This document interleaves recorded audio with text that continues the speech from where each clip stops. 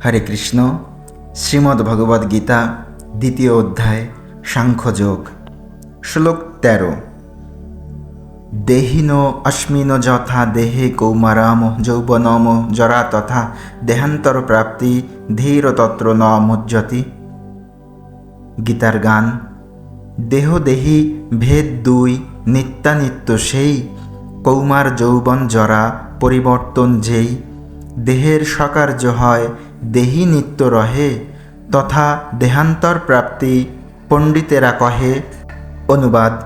দেহির দেহ যেভাবে কৌমার যৌবন ও জরার মাধ্যমে তার রূপ পরিবর্তন করে চলে, মৃত্যুকালে তেমনি ওই দেহি এক দেহ থেকে অন্য কোনো দেহে দেহান্তরিত হয়। স্থিতপ্রজ্ঞ পণ্ডিতেরা কখনো এই পরিবর্তনে মুহ্যমান হন না। তাৎপর্য: যেহেতু প্রত্যেকটি জীব হচ্ছে একটি স্বতন্ত্র আত্মা, কিন্তু প্রতি মুহূর্তেই প্রত্যেকেই তার দেহ পরিবর্তন করে চলেছে। তার ফলে কখনো সে শিশু, কখনো কিশোর, কখনো যুবক এবং কখনো বৃদ্ধ, এভাবে সে নানা রূপ ধারণ করছে। কিন্তু জীবের প্রকৃত সত্তা আত্মার কোনো পরিবর্তন হয় না। এক সময় দেহটি যখন অকেজ হয়ে যায়, তখন আত্মা সেই দেহ ত্যাগ করে অন্য দেহ ধারণ করে। মৃত্যুর পর জড় অথবা চিন্ময় আর একটি দেহ প্রাপ্ত হওয়া অবশ্যম্ভাবী। তখন ভীষ্ম, দ্রোণাচার্য আদি আত্মীয় পরিজনের জন্য শোক করা অর্জুনের পক্ষে নিতান্তই নিরর্থক।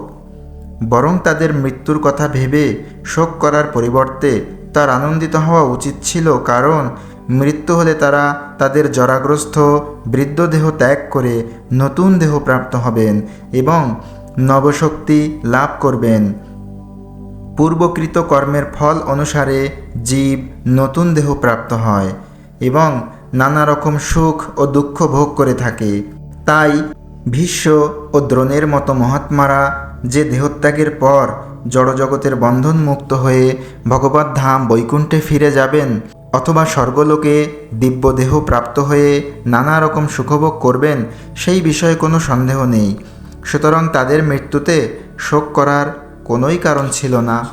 যে মানুষ জীবাত্মা ও পরমাত্মার স্বরূপ এবং পরা ও অপরা উভয় প্রকৃতি সম্পর্কে সম্পূর্ণভাবে অবগত, তাকে বলা হয় ধীর। এই প্রকার মানুষ জড়দেহের পরিবর্তনের জন্য কখনো শোক করেন না।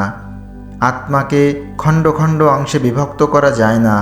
এই যুক্তিতে আত্মা ও পরমাত্মার একত্ব সম্বন্ধে মায়াবাদীদের যে মতবাদ, তা গ্রহণযোগ্য নয়। পরমাত্মাকে খণ্ড খণ্ড করে বিভক্ত করার ফলে যদি জীবাত্মার উদ্ভব হতো, তবে পরমাত্মা হতেন পরিবর্তনশীল। কিন্তু এই সিদ্ধান্ত পরমাত্মা যে অপরিবর্তনীয় তার পরিপন্থী। গীতাতে ভগবান বলেছেন, পরমেশ্বরের অংশ জীবাত্মা সনাতন এবং তাকে বলা হয় ক্ষর, অর্থাৎ তার জড়া প্রকৃতিতে পতিত হবার প্রবণতা থাকে। জীবাত্মা পরমাত্মারই অংশ এবং জড়বন্ধন থেকে মুক্ত হবার পরেও সে পরমাত্মার অংশরূপেই বর্তমান থাকে। তবে মুক্ত হবার পর সে সৎ, চিত ও আনন্দময় দেহপ্রাপ্ত হয়ে ভগবত ধামে ভগবানের সাহচর্য লাভ করে। জলে যখন আকাশের প্রতিফলন দেখা যায়, তখন তাতে সূর্য, চন্দ্র, এমনকি তারাদেরও পর্যন্ত দেখা যায়। তারাগুলিকে জীবাত্মার সঙ্গে তুলনা করা চলে এবং সূর্য অথবা চন্দ্রকে পরমেশ্বরের সঙ্গে তুলনা করা চলে। অর্জুন হচ্ছেন স্বতন্ত্র অনুচৈতন্য বিশিষ্ট জীবাত্মা এবং বিভু চৈতন্য পরমাত্মা হচ্ছেন ভগবান শ্রীকৃষ্ণ। জীবাত্মা ও পরমাত্মা সমপর্যায়ভুক্ত নয়।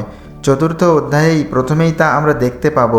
অর্জুন যদি শ্রীকৃষ্ণের সমপর্যায়ভুক্ত হতেন এবং শ্রীকৃষ্ণ অর্জুনের ঊর্ধ্বতন না হতেন, তাহলে তাদের মধ্যে গুরু শিষ্যের সম্পর্ক গড়ে ওঠা কখনোই সম্ভব হতো না। তারা দুজনেই যদি মায়ার দ্বারা মোহাচ্ছন্ন হতেন, তাহলে একজন উপদেষ্টা এবং অন্যজন উপদেশ গ্রহণকারী হওয়ার কোনো প্রয়োজন ছিল না। এই প্রকার উপদেশ অর্থহীন হয়ে পড়ে, কারণ মায়ায় কবলিত কেউ প্রামাণিক উপদেষ্টা হতে পারে না। এই অবস্থান আমাদের স্বীকার করতে হবে যে শ্রীকৃষ্ণ হচ্ছেন পরমেশ্বর ভগবান, যিনি জীব থেকে অতি ঊর্ধ্বে অবস্থিত, আর অর্জুন হচ্ছে বিস্মরণশীল আত্মা, যে মায়ার দ্বারা মোহিত। শ্লোক 14।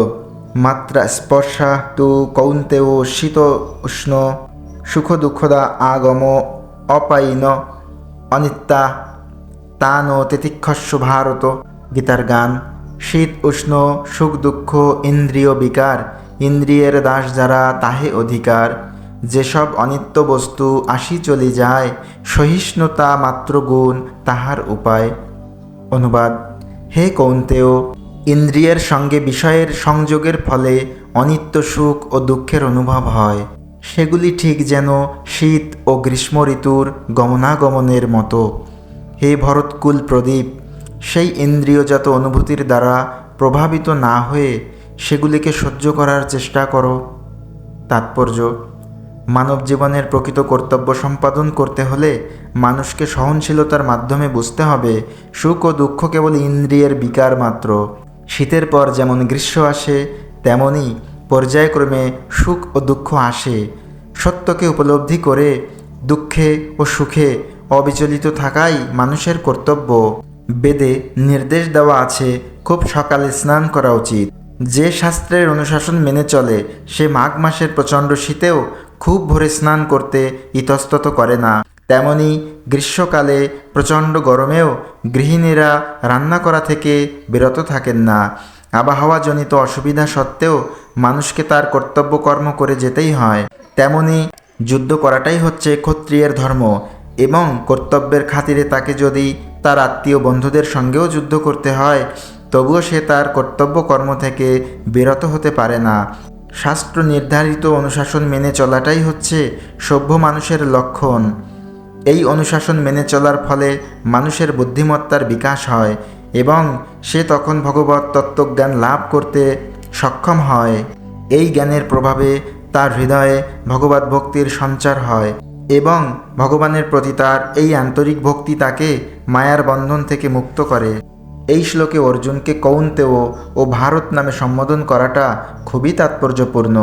তাকে কৌন্তেয় নামে সম্বোধন করার মাধ্যমে ভগবান শ্রীকৃষ্ণ তার মাতৃকুলের মহান রক্তের সম্পর্ক স্মরণ করিয়ে দিয়েছেন এবং ভারত নামে সম্বোধন করে তার পিতৃকুলের মহত্বের কথা স্মরণ করিয়ে দিয়েছেন। উভয় দিক থেকে তিনি সুমহান বংশজাত ছিলেন। মহৎ বংশে জাত পুরুষ কখনোই তার কর্তব্য কর্ম থেকে বিচ্যুত হন না। তাই শ্রীকৃষ্ণ তাকে জানিয়ে দিলেন তার বংশগৌরবের কথা স্মরণ করে তাকে যুদ্ধ করতেই হবে। শ্লোক 15। যম হি ন ব্যথয়ন্তি এতে পুরুষম পুরুষর্ষব সমদুঃখ সুখম ধীরম স অমৃতত্বায় কল্পতে। গীতার গান। ব্যথা নাহি দেয় যারে অনিত্য এই সব, সেজন বুঝিল জানো পুরুষার্থ বৈভব। সমদুঃখ সুখধীর অনিত্য ব্যাপারে, অমরত্ব সেই পায় জিতিয়া সংসারে। অনুবাদ। হে পুরুষশ্রেষ্ঠ অর্জুন, যে জ্ঞানী ব্যক্তি সুখ ও দুঃখকে সমান জ্ঞান করেন এবং শীত ও উষ্ণ আদি দ্বন্দ্বে বিচলিত হন না, তিনি মুক্তি লাভের প্রকৃত অধিকারী। তাৎপর্য: যে মানুষ সুখে দুঃখে সম্পূর্ণ অবিচলিত থেকে তার পারমার্থিক উন্নতি সাধন করতে দৃঢ় প্রতিজ্ঞ হন, তিনি অনায়াসে এই ভবযন্ত্রণা থেকে মুক্তি লাভের যোগ্য হন। বর্ণাশ্রম ধর্মের চতুর্থ আশ্রম সন্ন্যাস অত্যন্ত কষ্টসাপেক্ষ পথ, কিন্তু যে মানুষ তার জীবনকে সার্থক করে তুলতে চান তিনি সমস্ত রকম অসুবিধা সত্ত্বেও এই সন্ন্যাস আশ্রম গ্রহণ করতে দ্বিধা করেন না। সন্ন্যাস আশ্রম গ্রহণ করলে মানুষকে তার সব রকম পারিবারিক বন্ধন ছিন্ন করতে হয়। স্ত্রী পুত্র পরিজনের এই বন্ধনমুক্ত হওয়া খুবই কষ্টকর, কিন্তু যিনি এই বন্ধন থেকে মুক্ত হতে পারেন নিঃসন্দেহে তার পারমার্থিক জীবন সার্থক হয়ে ওঠে এবং অচিরেই তিনি ভগবত দর্শন লাভ করেন।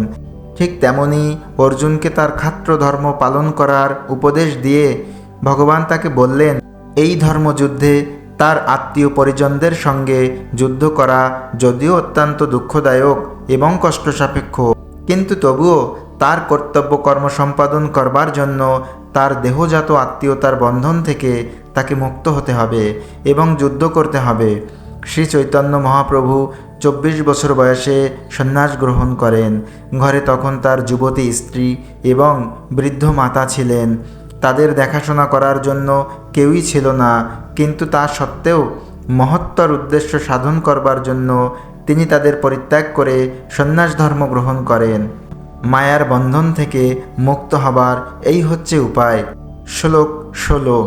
ন অসত বিদ্যতে ভাব ন অভাব বিদ্যতে সত উভয় অপি দৃষ্ট অন্ত তু অনয় তত্ত্বদর্শিভি। গীতার গান। অসৎ শরীর এই সত্তা নাহি তার, নিত্য সত্য জীব হয় মৃত্যু নাহি যার।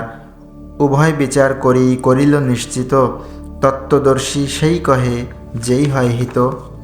অনুবাদ। যারা তত্ত্বদ্রষ্টা তারা সিদ্ধান্ত করেছেন যে অনিত্য জড়বস্তুর স্থায়িত্ব নেই এবং নিত্য বস্তু আত্মার কখনো বিনাশ হয় না। তারা উভয় প্রকৃতির যথার্থ স্বরূপ উপলব্ধি করে এই সিদ্ধান্তে উপনীত হয়েছেন। তাৎপর্য: প্রতি মুহূর্তে এই জড়দেহের পরিবর্তন হচ্ছে, এই দেহের কোনোই স্থায়িত্ব নেই। আধুনিক চিকিৎসা বিজ্ঞানের সাহায্যেও জানা যায় বিভিন্ন জীবকোষের ক্রিয়া প্রতিক্রিয়ার ফলে প্রতি মুহূর্তে জীবদেহের অবিরাম পরিবর্তন হচ্ছে। তার ফলে জীবদেহ শিশু অবস্থা থেকে ক্রমে ক্রমে পূর্ণ যৌবনে বিকশিত হয় এবং অবশেষে বৃদ্ধ অবস্থায় উপনীত হয়।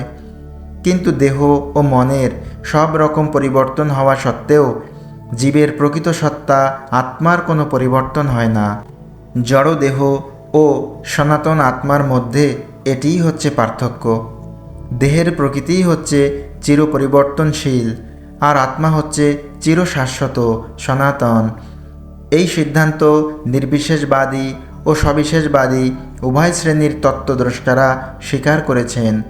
বিষ্ণু পুরাণে বলা হয়েছে, শ্রী বিষ্ণু ও তার ধাম সকল স্বতঃস্ফূর্ত চিন্ময় জ্যোতির দ্বারা উদ্ভাসিত। জ্যোতিংসি বিষ্ণুর ভুবনানি বিষ্ণু। তত্ত্বদর্শী মহাজনেরা যথাক্রমে সৎ, অসৎ, নিত্য ও অনিত্য বলতে চেতন ও জড়বস্তুকেই উল্লেখ করেন। মায়ার দ্বারা মহাচ্ছন্ন বদ্ধ জীবের প্রতি ভগবান শ্রীকৃষ্ণের এটিই হচ্ছে সর্বপ্রথম উপদেশ। জীব হচ্ছে ভগবানের অবিচ্ছেদ্য অংশ, তাই সে ভগবানের নিত্য দাস। এই জ্ঞান উপলব্ধি করা হলেই অজ্ঞানতার আবরণ উন্মোচিত হয় এবং সে তখন ভগবানের সঙ্গে উপাস্য আর উপাসকের সম্পর্কের পুনঃপ্রতিষ্ঠা করে। পূর্ণের সঙ্গে অংশের যে সম্পর্ক, ভগবানের সঙ্গে জীবের সেই সম্পর্ক। ভগবান হচ্ছেন পূর্ণ আর জীব তার অংশ। বেদান্ত সূত্র ও শ্রীমদ্ ভাগবতে বলা হয়েছে, ভগবান হচ্ছেন সব কিছুর উৎস, সব কিছুই উদ্ভূত হয়েছে ভগবানের থেকে। ভগবানের থেকে উদ্ভূত এই প্রকৃতিতে পরা ও অপরা এই দুটি স্তর আছে। জীব ভগবানের পরা প্রকৃতির অন্তর্গত। সপ্তম অধ্যায়ে এই সম্বন্ধে বিশদভাবে আলোচনা করা হয়েছে।